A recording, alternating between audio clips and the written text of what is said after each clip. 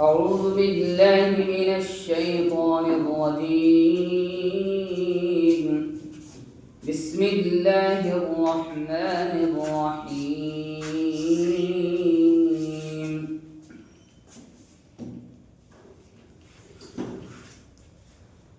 وقضى ربك ألا تعبدوا إلا إياه وبالوالدين إحسانا إما يبلغن عندك الكبر أحدهما أو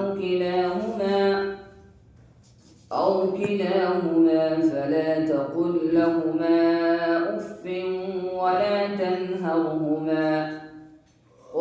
تنهرهما وقل لهما قولا كريما.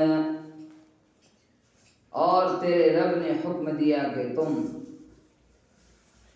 सिर्फ और सिर्फ अल्लाह की इबादत करो और अपने वालिदैन के साथ हुस्ने सलूक करो।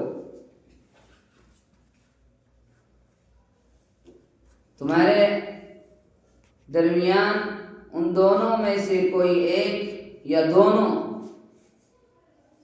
अगर बुढ़ापे की उम्र को पहुंच जाएं तो तुम उन दोनों को उफ तक न कहो।